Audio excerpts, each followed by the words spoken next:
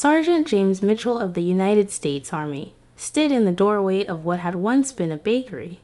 The spring sun filtered through a broken window, WS, illuminating dust particles that danced in the air like tiny fragments of a world trying to rebuild itself. The smell of old flowers still lingered in the abandoned space, mixing with the scent of wet earth from recent rain. James had been assigned to oversee the distribution of food supplies in this sector, a task that seemed simple compared to the months of conflict he had endured. He believed this would be routine work, perhaps even boring after everything he had witnessed. What James did not know was that this quiet morning would introduce him to someone who would completely transform his understanding of humanity, compassion, and what it meant to truly see another person beyond the divisions that war had created. The village of Oberon had been largely untouched by the final months of the conflict, though its people bore the marks of 6 years of hardship. James had arrived with his unit, part of the occupation forces tasked with maintaining order and beginning the massive reconstruction effort. He was older than many of the soldiers in his company, having worked as a school teacher in Philadelphia before being drafted. His background made him a natural choice for civilian liaison work, though nothing in his training had prepared him for the complexity of interacting with former enemies who were now simply hungry, exhausted people. The bakery had been recommended to James by Captain Robert Henderson, his commanding officer, as a potential distribution center. It was centrally located, had large work surfaces, and importantly, it had been abandoned when the previous owners fled eastward in the final chaotic weeks before surrender. James walked through the main room, his boots crunching on scattered debris, taking mental notes about what repairs would be needed. The ovens were still intact, though cold and silent. Wooden shelves lined the walls, mostly empty now, except for a few cracked bowls and rust. Deep baking pans. As he turned to examine the storage room in the back, James heard a sound that made him freeze. It was quiet, almost imperceptible, but unmistakable. Someone was breathing, trying very hard to remain silent. His hand instinctively moved toward his sidearm, though he did not draw it.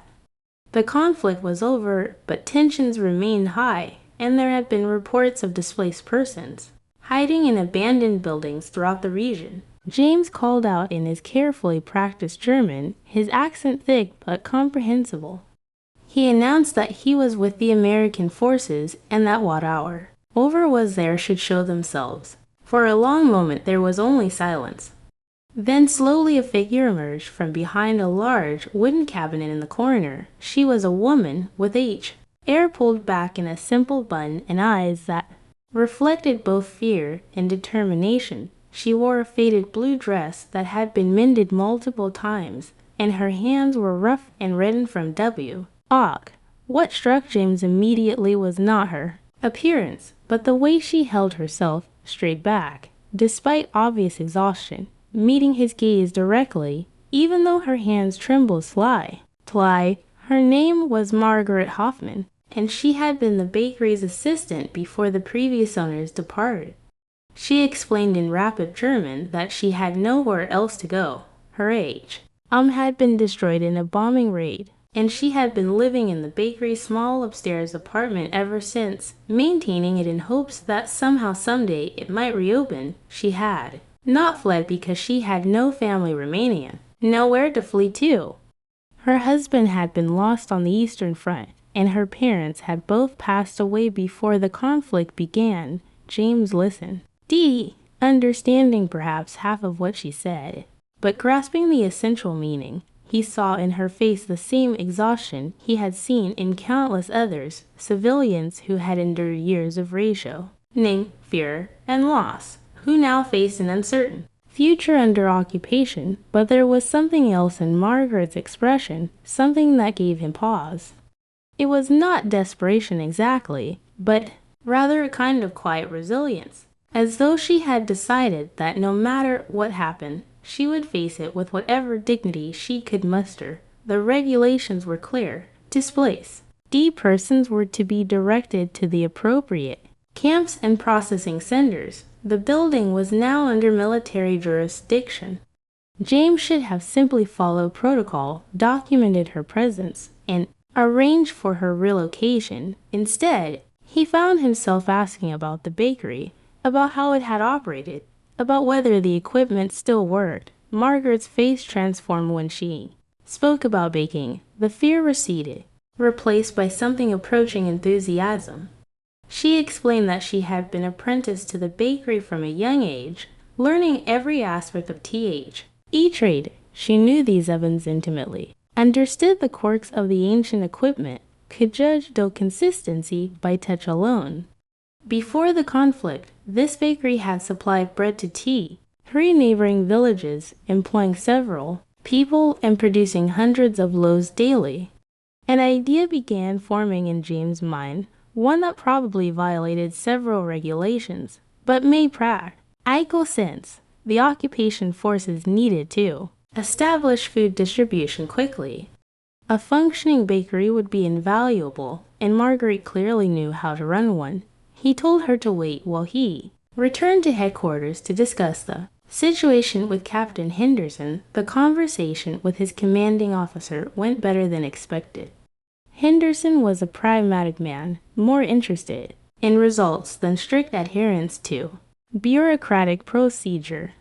He had been a county administrator before the conflict and understood the value of utilizing local expertise. When James proposed employing Margaret to help establish the bakery as a distribution center, Henderson approved with only one condition. James would be personally responsible for supervising the operation and ensuing there were no security issues. Over the following weeks, James and Margaret worked together to restore the bakery to operation. The military provided flour, yeast, salt, and fuel. Margaret provided knowledge that could not be found in any manual. She showed James how to adjust the ancient oven's temperature by listening to the sound of the fire, how to knead dough for different types of bread, how to maximize efficiency. In a workspace designed decades earlier, their communication was a halting mixture of German and English, supplemented by gestures and demonstrations. Mies had studied German in school, but found that textbook phrases were useless for discussing fermentation times or oven temperatures. Margaret spoke no English initially, but proved to be a quick learner, picking up practical vocabulary with impressive speed. They had developed their own hybrid language, switching between tongues mid-sentence as needed. What surprised James most was Margaret's attitude toward him and the other American soldiers. There was no hostility, no resentment, despite everything her country and his had been through. She treated the work with complete professionalism, focusing on the task at hand rather than dwelling on the past. When James asked her about this one afternoon, as they waited for a batch of bread to finish baking, she gave him a long, thoughtful look before responding. She said that she had lost too much to carry hatred as well. Her husband was gone. Her home was gone. 6 years of her life had been consumed by a conflict she had neither wanted nor understood. What remained was the simple reality of survival, of trying to build something useful from the ruins. The conflict had been waged by leaders and ideologies she had no control over. What mattered now was whether people could eat tomorrow. This conversation marked a shift in their relationship. They began talking about more than just work. During breaks, Margaret would describe what life in the village had been like before the conflict. The festivals, the harvests, the simple rhythms of a community that had existed for centuries. James Shaw read stories about Philadelphia, about teaching history to skeptical teenagers, about his own family waiting for his return. He learned that Margaret had wanted to be a teacher herself, but that her family's economic situation had made it impossible. The bakery apprenticeship had been a practical choice, a way to learn a trade that would ensure stability. She had married to a quiet man named Franz, who had worked in his father's carpentry shop. They had been happy in an ordinary way, making plans for children and a small house they hoped to build. Then the war arrived, and all such plans became impossibilities. James found himself looking forward to their conversations. Margaret had a way of describing things that made them vivid and real. She could talk about the texture of different grains or the color of sunrise over the village church with equal precision and interest. There was an intelligence in her observations that reminded him of his favorite scene. Students, the ones who asked questions that made him reconsider things he thought he understood. The bakery was producing many loaves daily, distributed through a system that James and Margaret had designed together. Local residents received rations based on family size with priority given to children and elderly persons. Margaret kept meticulous records, her handwriting precise and clear in the ledger James had provided. She also began training to other village women in the baking process, expanding capacity and providing employment to those who desperately needed it. See, Captain Henderson visited regularly and was consistently impressed by the operation's efficiency. During one inspection, he pulled James aside and remarked that this was exactly the kind of practical cooperation that would be essential for rebuilding. He also noted with a knowing smile that James seemed to have developed quite a working relationship with his German counterpart. James felt his face flush at the comment. He had been trying not to examine too closely what he felt when working with Margaret. It was professional respect, certainly admiration for her skills, and resilience, absolutely, but there was something more, something that made his chest tighten when she smiled at a successful batch of bread. Something that made him find excuses to extend their working sessions. The realization that he was developing feelings for Margaret came gradually, then all at once. It happened on a warm evening as they cleaned the bakery after a particularly long day. The sun was setting, painting the workspace in golden light. Margaret was humming quietly as she wiped down the work surfaces, a melody James did not recognize, but found beautiful. She had flour in her hair and on her cheek, and when she turned to ask him a question about the next day's schedule, James found himself unable to remember how to form words. She noticed his expression and asked if something was wrong. James shook his head, then decided that honesty was the only viable path forward. In his halting German, he told her that he thought she was remarkable, that working with her had become the best part of his days, that he looked forward to seeing her with an intensity that surprised him. Margaret's expression was unreadable for a long moment. Tea. Hen. Slowly she set down the cloth she had been using and approached him. She said that she had been trying very hard not to feel what she felt, that it seemed impossible and inappropriate and complicated beyond measure, but the truth was that she had not felt this kind of connection to anyone since losing friends, and even that had been different, something built over years of shared history rather than forged in the intensity of these strange circumstances. They stood facing each other in the fading light, both acutely aware of the impossibility of their situation.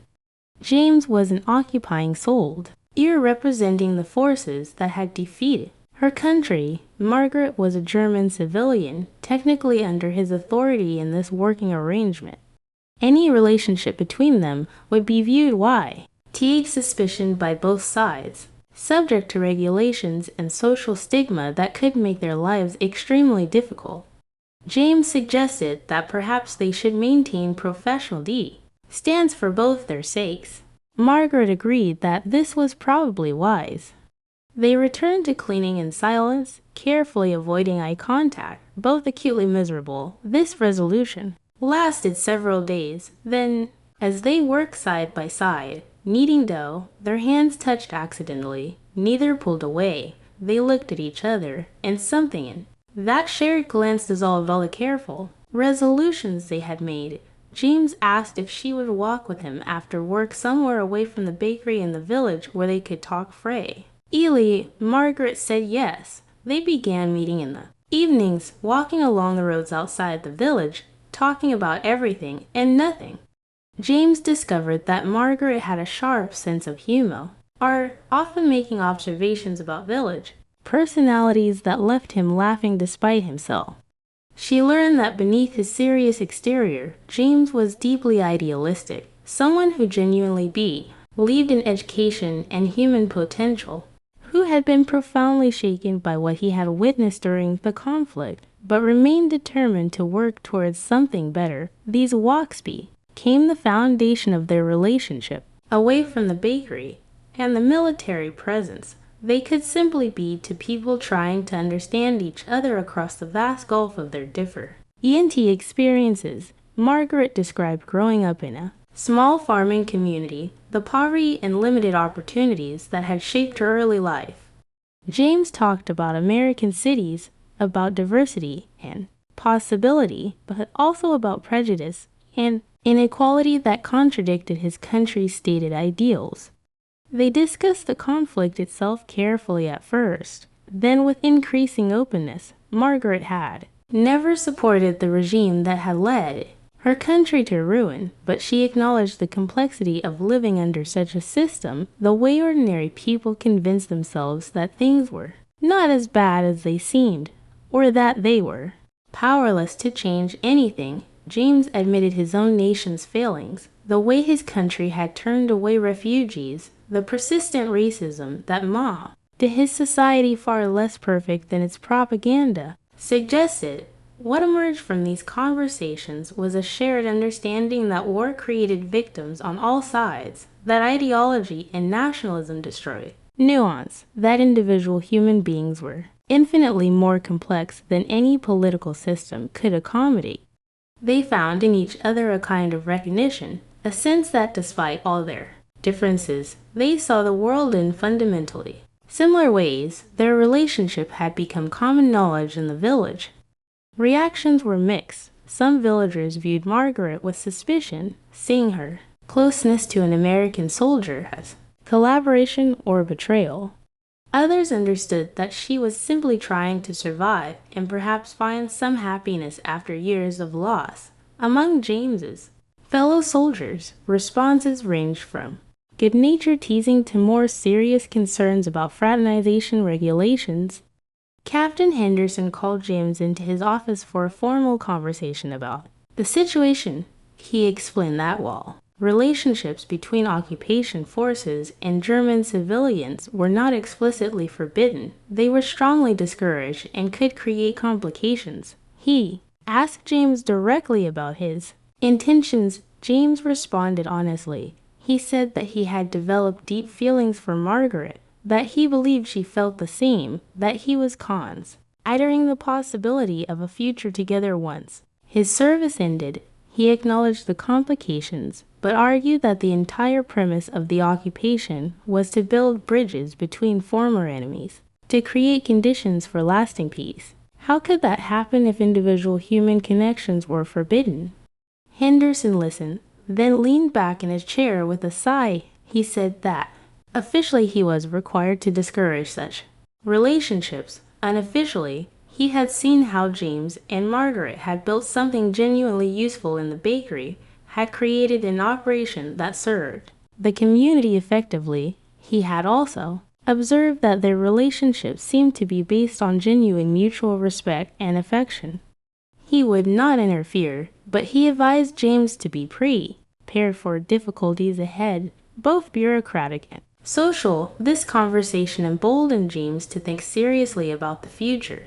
His service commitment would end. He could return to Philadelphia, resume his teaching career, and try to forget about this complicated German woman who had somehow become essential to his happiness. Or he could pursue something far more difficult, bringing Margaret to America as his wife. The legal and logistical challenges were substantial. Marriage between American servicemen and German civilians required extensive paperwork and approval from multiple levels of command. There were background checks, interviews, waiting periods. The process could take months or even years with no guarantee of success. And even if they managed to navigate the bureaucracy, they would face social challenges in America where anti-German sentiment remained strong. James discussed all of this with Margaret during one of their evening walks on a path that wound rough fields recovering from years of neglect. The summer evening was warm with swallows diving through the air catching insects. They stopped near an old stone wall where Margaret sat down, her expression thoughtful, as James outlined the complexities they would face. He wanted to be completely honest about what pursuing a relationship would mean, the obstacles they would face, the possibility that it might all prove impossible. He explained the American immigration system, the background checks that could disqualify her for reasons neither of them could predict, the medical examinations that were invasive and humiliating. He described the social challenges they would face in Philadelphia, where his neighbors would judge them, where her accent would mark her as other, where finding work might be nearly impossible. He talked about his own family, who would struggle to accept a German daughter-in-law. His father had lost a brother in the conflict. His mother had spent years volunteering with organizations, supporting the effort against Germany. They were good people, James insisted, but they had been shaped by years of propaganda and genuine loss. Acceptance would not come easily. James also acknowledged his own uncertainties. He had been a teacher before the conflict, but returning to that profession after everything he had witnessed would be challenging. He was not sure he could stand in front of a classroom and pretend that the world made sense, that there were clear answers to complex questions. He might struggle to find his place in civilian life, and she would be navigating those struggles alongside him while also managing her own adaptation. Would she be willing to face all of this, he asked, for a future that was uncertain at best? Would she leave her homeland, her language, everything familiar, to build a life in a country where she would always be marked as foreign? He would understand completely if she said no, if she chose the difficult but known challenges of rebuilding in Germany over the unknown difficulties of America. Marguerite listened to his careful explanation without interruption, her hands folded in her lap, her gaze fixed on the distant hills. When he finally fell silent, waiting for her response, she remained quiet for a long moment. A breeze rustled through the wheat growing, Angie in the nearby field carrying the scent of summer earth. Then she smiled in a way that made his heart ache. A smile that contained both sadness and hope. She said that she had already lost one life, the one she had planned with friends before. The conflict consumed everything. They had imagined a simple future, children, a small house, Sunday dinners with extended family, the steady rhythms of a community that had existed for generations. That future had died when friends failed to return from the East, and it had been buried completely when her home was destroyed in the bombing raid. She had spent years living in the ruins of that lost future. She continued, going through motions without hope or direction. She woke each morning, worked when there was work available, slept each night, and felt nothing. The world had become gray and flat, devoid of meaning or possibility. She had not actively wanted to die, but she had not particularly wanted to live either. She had simply existed, moving through days that blurred together into meaningless repetition. Meeting James had awakened something she thought had died with her husband, the possibility of genuine connection. Building something new rather than merely surviving. She had not expected it, had actively resisted it at first, had tried to convince herself that what she felt was gratitude or a lone line, rather than authentic affection. But honesty forced her to acknowledge that this was real, that James had somehow become essential to her in ways she had not thought possible again. She was not naive about the challenges. She continued, her voice steady. She knew that moving to America would mean leaving everything familiar, learning a new language properly beyond the basic phrases she had acquired, adapting to a completely different culture whose unwritten rules she did not understand. She knew that people would judge them, that some would see he or as the enemy regardless of individual circumstances. She knew that she might always feel slightly displaced, never fully German anymore, but never fully American either. But she also knew that the alternative, watching James leave while she remained in Oberlin alone, Returning to that gray existence of mere survival was unbearable. She had been given an unexpected second chance at a meaningful life, and she would be a fool to reject it because the path forward was difficult. All paths were difficult now.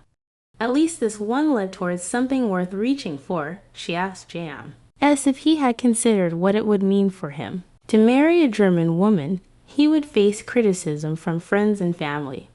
His career might be affected. People who did not know them would make assumptions about their relationship, about his character, about her motivations. He would be tied to someone who would always be marked as foreign, whose past would be scrutinized, whose loyalties would be questioned. Was he truly ready for that? James reached for her hand, feeling the rough texture of her work-worn skin against his palm. He said that he had thought of little else for weeks. Yes, it would be difficult. Yes, there would be judgment and obstacles. But he had spent months in Germany witnessing destruction and suffering, seeing what hatred and division created. He had come to understand that the conflict had not been fought between nations of faceless enemies, but between individual human beings who were all capable of both terrible and noble actions. Meeting Margarete had crystallized something he had been struggling to articulate. That genuine peace could not be built through political agreements alone, but required individual human connections, required people to see beyond nationality and history to recognize shared humanity. Their relationship was a small act of that recognition, a refusal to let the past determine the future he could return to Philadelphia alone, resume his previous life, find someone whose background would not complicate things. It would be easier in many ways, but it would also feel like a betrayal of everything he had come to believe, a retreat into the same tribalism that had made the conflict possible. He wanted more than that. He wanted to build something even if it was difficult, even if it was just one small partnership in a world that desperately needed more such connections. They sat together on the stone wall as the sun set, watching the sky transform through shades of orange and purple and deep blue. Neither spoke, but their joined hands communicated what words could not fully express. Commitment to try, willingness to face whatever challenges emerge, determination to build something lasting from the ruins of the past. They decided to pursue the marriage application process, fully aware that it might not succeed, but willing to try. James began gathering the necessary documents and working through the bureaucratic requirements. Margaret obtained her own papers, including certifications that she had no affiliation with prohibited organizations, that her background was clear of any concerning activities. The next months tested their commitment in ways neither had anticipated. The application process was slow and frustrating, with each step seeming to reveal new requirements and complications. There were interviews where officials asked probing questions about their relationship, clearly skeptical that genuine affection could exist between former enemies. There were medical examinations, background investigations, character references that had to be obtained from multiple sources. Through it all, they continued working together at the bakery, maintaining the operation they had built while navigating the complex process of trying to build a life together. The work became a kind of anchor, a reminder that they could create something functional and good despite all obstacles. They received preliminary approval for the marriage, contingent on final clearances that were expected to take several more weeks. James proposed formally, presenting Margaret with a simple ring he had purchased from a jeweler in Munich. She accepted, and they celebrated quietly, knowing that significant hurdles still remained. The final approval came through just weeks before James's scheduled departure for America. They were married in a simple civil ceremony with Captain Henderson serving as witness, and a handful of friends from both the American forces and the village attending. There was no elaborate celebration, no traditional wedding feast. Instead, they had a small gathering at Tea Bakery, sharing bread and modest refreshments. with those who had supported them. The journey to America was long and complicated, involving multiple stages of travel and processing. They departed off, board a military transport ship carrying returning servicemen and a small number of war brides. The crossing took days through rough winter seas that left Margaret miserably seasick for much of the journey. James stayed with her throughout, holding her hand through the worst of the seasickness, describing what awaited them in Philadelphia, trying to make the unknown future seem less daunting. Margaret listened to his descriptions of American life with a mixture of excitement and apprehension, asking detailed questions about everything from weather patterns to grocery shopping procedures. They arrived in New York Harbor on a gray morning, the Statue of Liberty emerging from the mist like a promise or perhaps a challenge. Margaret stood at the railing, seeing America for the first time, and James watched her face, trying to imagine what she must be feeling. Everything familiar was now behind her. Everything ahead was unknown. The processing took hours with officials examining every document, asking questions, verifying identities. Margaret's German accent drew suspicious looks from some officials, though her papers were in order and her status as a war bride was clearly documented. James stayed close, ready to intervene if any problems arose, but the process concluded without incident. From New York, they traveled by train to Philadelphia, the journey that allowed Margaret her first real views of the American landscape. She was fascinated by the size of everything, the vast farms, the sprawling cities, the abundance visible. Even in winter, James had tried to describe American prosperity, but seeing it firsthand was different.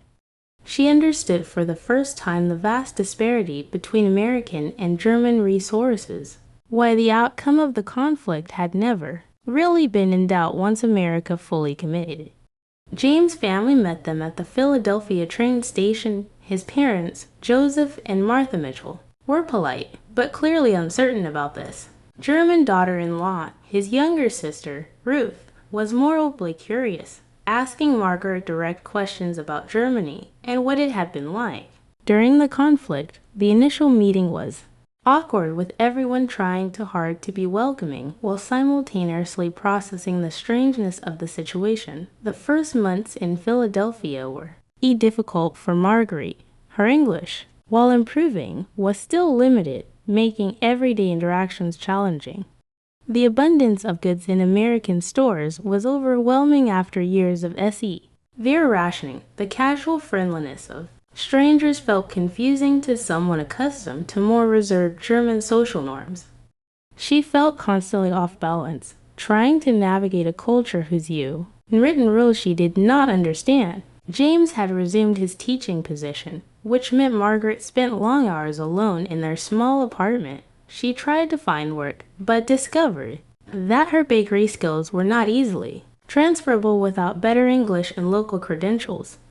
Some potential employers were openly hostile when they detected her accent, making clear that why would not hire a German regardless of qualifications. There were moments when Margaret wondered if she had made a terrible mistake, if the connection she and James had built in the specific circumstances of post-conflict Germany could survive transplantation to this utterly foreign environment. She missed simple things, the German language flowing naturally from her mouth, the familiar landscape of her village, the work she had known so well at the bakery. James sensed her struggle and tried to help, but he was navigating his own readjustment. Returning to civilian life after years of military service was harder than he had anticipated. The classroom felt simultaneously familiar and strange. His students seemed impossibly young and naive, unaware of the world beyond their immediate experience. He found himself impatient with trivial complaints, unable to relate to concerns about grades and social dynamics when he had so recently witnessed genuine suffering.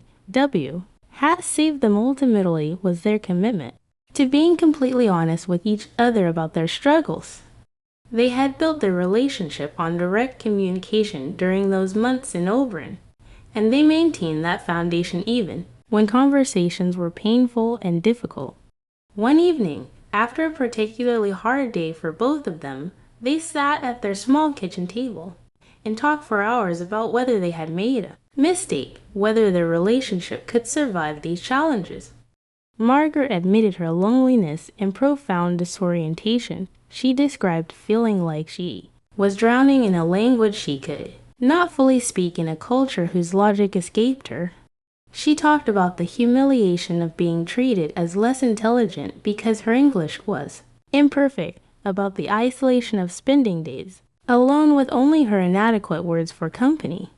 She confessed that some morning she woke and could not remember why she had thought coming to America was a good idea, could not recall what had made the difficulties seem worthwhile. James acknowledged his own struggles with readjustment and his deep fear that he had asked too much of her by bringing her to America. He had been so focused on the bureaucratic challenges of getting approval for their marriage that he had not fully considered what came after, had not adequately prepared either of them for the social and emotional difficulties they would face. He felt he had failed her, have promised implicitly that things would be difficult but manageable, when in reality the why were proving nearly overwhelming. They cried together that night, releasing accumulated frustration and fear and doubt.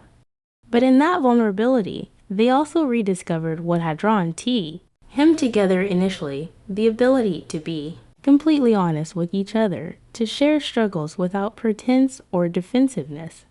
They had both lost so much during the conflict years. They had both learned that survival sometimes meant simply enduring what could not be changed, but they had also learned that genuine human connection was rare and precious, worth fighting for even when the fight was exhausting. From that conversation emerged a new determination. They would stop trying to make everything work perfectly and instead focus on building small, sustainable routines. Margaret would stop pressuring herself to integrate completely into American culture and instead find ways to maintain connection with her German identity while gradually adapting to her new environment. James would seek out other veterans who might understand his readjustment struggles rather than trying to pretend he was seamlessly resuming his pre-conflict life. Together, they developed concrete strategies for managing the transition. Margaret enrolled in English classes specifically designed for immigrants held at a community center.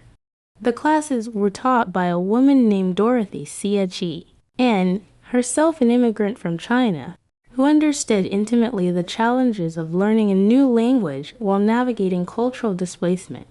In Dorothy's classroom, Margaret met other men facing similar struggles. A Polish woman named Katarzyna, who had survived terrible experiences during the conflict. An Italian woman named Lucia, whose husband had been an American soldier she married in Rome. A Hungarian woman named Esther, who spoke 6 languages but still struggled with English idioms.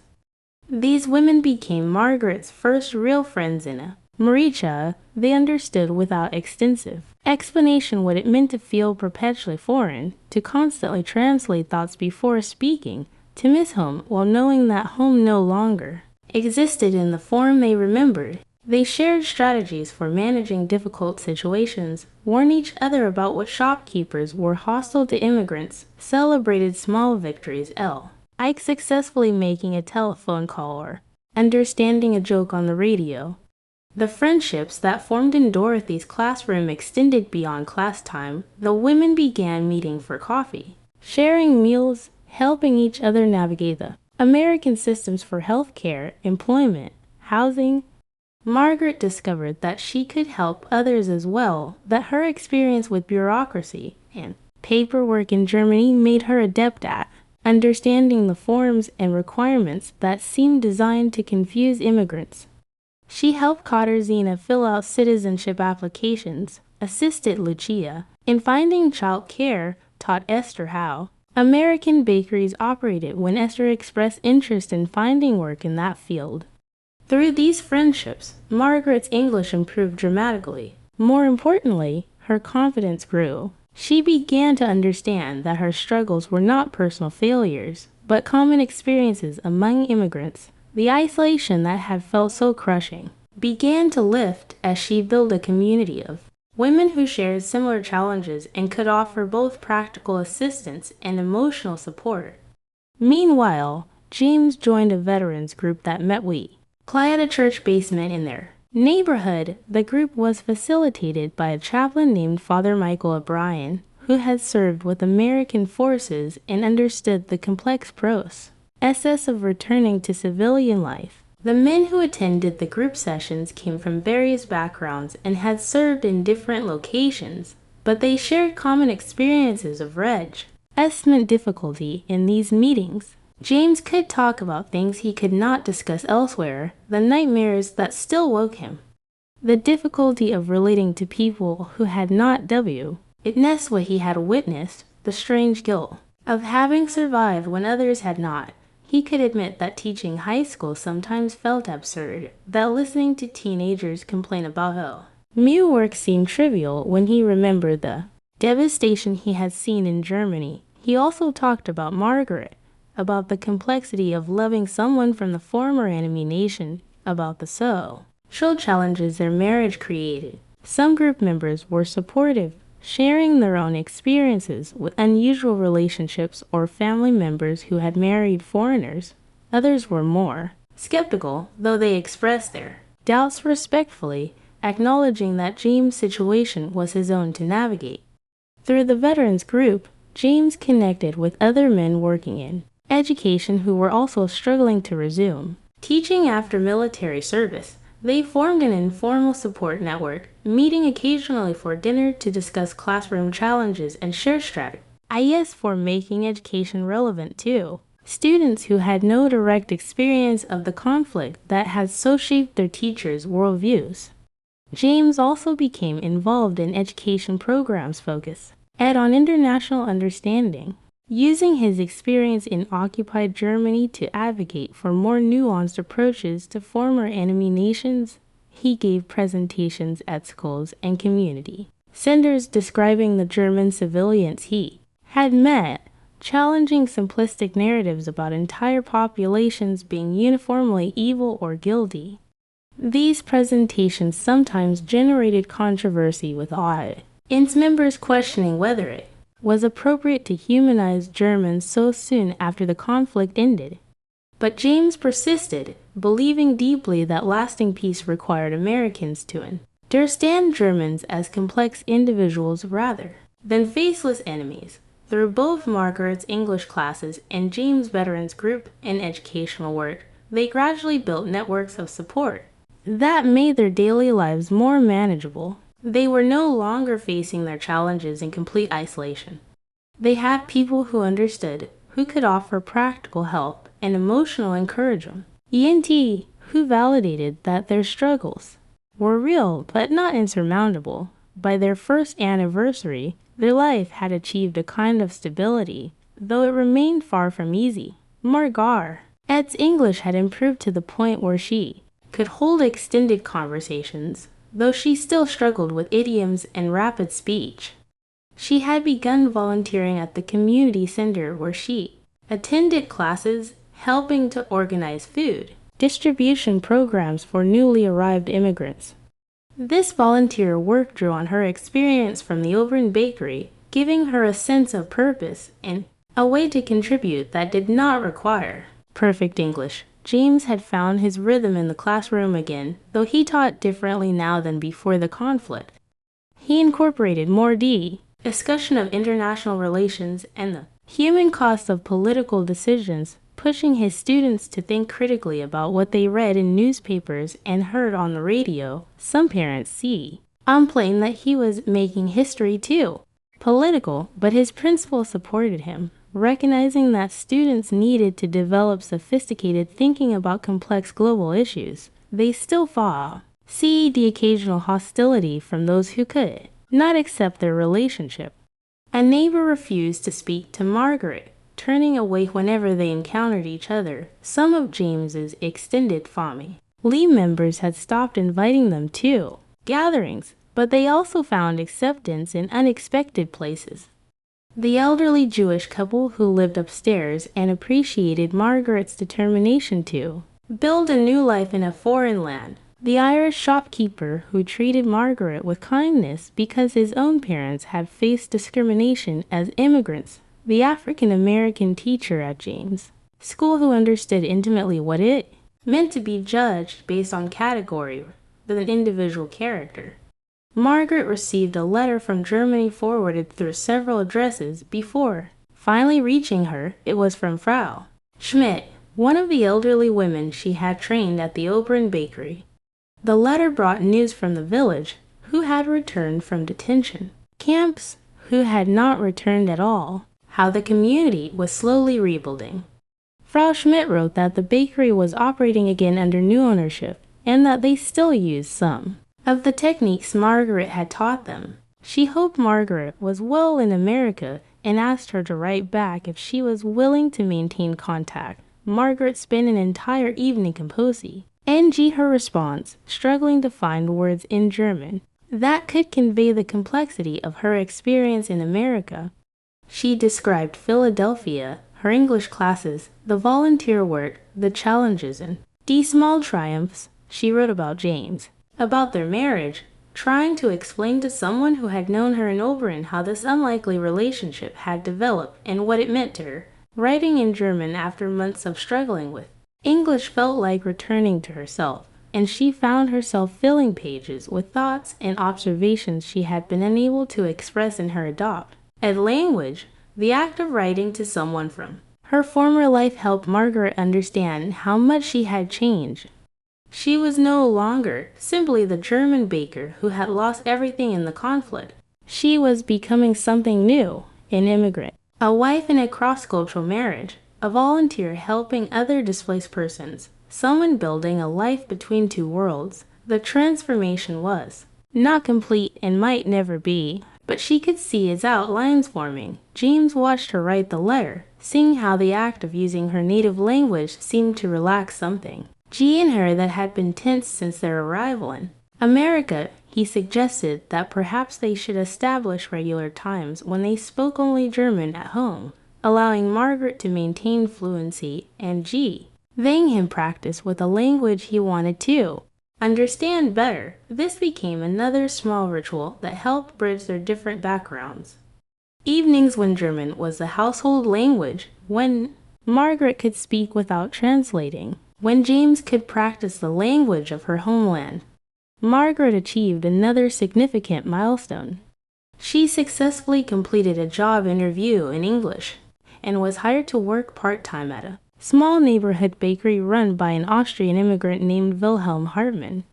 Wilhelm had left Austria in the 1930s, fleeing political developments he had found intolerable, and had built a modest but respected business serving European-style breads and pastries to Philadelphia's immigrant communities. Wilhelm had been skeptical about hiring Margaret in it, Ely, concerned that her German accent might alienate customers in the post-conflict climate. But when she demonstrated her skills, kneading dough with practiced efficiency, judging of temper, attours precisely, producing loaves that had the substance and character his customers expected, he recognized her expertise. He offered her work at modest wages with the possibility of more hours. If the arrangement worked well, Margaret became a naturalized American citizen. James accompanied her to the ceremony, watching as she took the oath of allegiance alongside dozens of other immigrants from around the world. When she emerged with her citizenship certificate, there were tears in her eyes, though whether from joy or the complexity of the moment, James did not say she had not renounced her German identity so much as added an American one, becoming someone who belonged to both worlds and fully to neither. That same year, Margaret achieved another milestone. She opened a small bakery in their neighborhood using savings they had carefully accumulated. It was tiny compared to the operation in Oberon, just enough space for 2 ovens and a small retail area, but it was hers. A place where she could use the skills she had spent years developing. The bakery became a modest success, serving the local community with bread and pastries that blended German traditions with American tastes. Margaret had a gift for adaptation. understanding what customers wanted while maintaining the quality and techniques she had learned in age. Apprenticeship, she hired other immigrant women, creating employment for those struggling to find their place in their new country. James continued teaching, eventually becoming department chair. At his school, he used his position to develop curriculum that emphasized critical thinking about international relations and the human cost of conflict. His students did not always understand why Mr. Mitchell was so insistent that they consider multiple perspectives, but somewhat later credit him with expanding their worldview at a crucial age. Margaret gave birth to their daughter. Anna, the pregnancy had been unexpected. Both had assumed that at their ages, parenthood was unlikely. But Anna arrived healthy and determined, instantly becoming the center of their world. James, who had spent years teaching other people's children, discovered that having his own was entirely different and far more terrifying. Margaret proved to be a natural mother, patient and practical. She raised Anna to speak both English and German, insisting that her daughter should be fluent in both languages. She told Anna stories about Germany, about the village and the bakery, about the importance of understanding where one came from, but she also emphasized that Anna was American, that this was her country and her future. As the years passed, James and Margaret watched as attitudes toward Germany gradually shifted. The former enemy became an ally, essential to American strategy in the developing Cold War. Former soldiers who had fought against Germany now spoke of the need to support German recovery. It was disorienting to witness such rapid transformation of public opinion, though neither James nor Marguerite commented much on it publicly. In their private conversations, they sometimes discussed the irony of it all, how quickly enemies could become friends when strategic interests aligned, how readily people forgot past conflicts when new ones emerged, but they also acknowledged that this shifting perspective made their own lives easier, reduced the social stigma they had initially faced.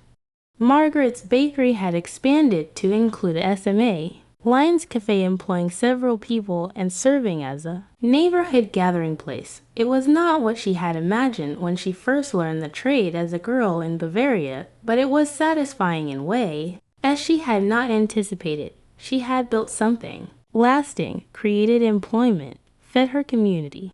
In its own small way, it was a form of reconstruction. James retired from teaching after many years in the classroom. His retirement dinner was attended by dozens of former students, many of whom spoke about how his teaching had influenced their thinking about the world. Several mentioned that Mr. Mitchell had been the first person to make them understand that history was not just dates and battles, but human beings making choices under difficult circumstances. In their later years, James and Margaret became increasingly involved in programs promoting international understanding and reconciliation. They spoke at schools and community centers about their experience, offering a personal account or narrative to simplify stories about the conflict and its aftermath. They emphasized that peace was built not through grand political gestures alone, but through individual human connections, through the hard work of seeing beyond categories to recognize shared humanity. Anna grew up to become a translator, working primarily with German and English texts. She attributed her career choice to growing up in a bilingual household, to understanding from an early age that different languages represented different ways of seeing the world. She married a man whose parents had immigrated from Italy, creating a family that embodied the immigrant experience that had built America. As Germany reunified and the Cold War ended, James and Margaret made their first trip back to Oberlin. Together, it was Margaret's first return since leaving decades earlier. The village had changed substantially, though the bakery building still stood. It had gone through several owners over the decade, and was currently operating as a cafe and pastry shop. The current owner, learning of Margaret's history with the building, invited them in and gave them a tour. Margaret walked through familiar space, now modernized but still recognizable, touching the walls and surfaces she had known so well. She told stories about working there, about meeting James, about the strange CI, circumstances that had brought them together. The owner listened with fascination, then insisted they stay for coffee and pastries. As they sat in the cafe, surrounded by customers who had no idea of the history these two elderly Americans represented, James reached across the table and took Margaret's hand. She smiled at him, the same smile that had made him forget how to farm war. This all those years ago in the sunset-lit bakery. They had built a good life against considerable odds. It had required work and compromise and constant effort to bridge the gaps between their different backgrounds, but they had succeeded in creating something that transcended the divisions of nationality and history. A genuine partnership, a family, a shared life that honored both their parties while building something new. When they returned to Philadelphia, they carried with them photographs of the old bakery and renewed connections with some of Obern's current residents. Margaret seemed lighter somehow, as though returning had resolved some long-held tension, had allowed her to integrate the different parts of her life into a coherent whole. James set away from complications related to heart disease in his final days, surrounded by family. He spoke often of the bakery in Oberon, of the woman he had met there, who had changed his entire understanding of what was possible. He told Anna that meeting her mother had been the most important moment of his life, that everything good that followed had stemmed from that encounter. Margaret lived several more years, remaining active in the bakery until shortly before her death. She passed away, surrounded by children and grandchildren who represented the fruit of th. An unlikely connection forged in the ruins of post-conflict Germany. At her funeral, Anna spoke about her mother's remarkable journey from a small Bavarian village to Philadelphia, from assistant baker to business owner, from widow grieving in the ruins to woman who built a new life in a foreign land. She emphasized that her mother's story was not unique. Thousands of women had made similar journeys as war brides, adapting to new countries and cultures with courage and determination. But what made Margaret's story particularly meaningful, Anna continued, was what it represented a human possibility in the midst of history's most destructive conflict, in circumstances that seemed designed to make connection impossible. To people from opposing sides had recognized their common humanity. They had built a relationship based on mutual respect, had created a family that bridged former enemy nations, had lived lives that demonstrated the possibility of reconciliation and understanding. The bakery Margaret founded continued operating under Anna's management for several more years before being sold to a young entrepreneur who maintained its character while updating operations. A small plaque installed near the entrance commemorated Margaret's role in founding the business, noting that she had brought traditional German baking techniques to the neighborhood and had created a gathering place that served the community for over 5 decades. The story of James and Margaret might seem like a small footnote to the aside of historical events of the mid-20th century. They were not famous figures, did not shape policy or led movements. They were simply two ordinary people who met in extraordinary circumstances and chose to build something together, despite all obstacles. But perhaps that is exactly what makes their story significant. History is not made only by leaders and generals, by grand strategies and political agreements. It is also made by individual choices, by the daily decisions of ordinary people to reach across divides, to recognize humanity in the supposed enemy, to build connections rather than walls. The bakery in Oberon, where they met, still stands, now serving a new generation of customers. The building in Philadelphia that housed Margaret's bakery has been converted to other uses. The longtime neighborhood residents still remember the woman with the German accent who made extraordinary bread and pastries. These physical places purse just as quiet monuments to what was built. They're not just in terms of businesses, but in terms of human connection. In the end, what James and Margaret demonstrated was something both simple and profound, that even in the aftermath of Terrible conflict. People can choose understanding over hatred, connection over division, hope over despair.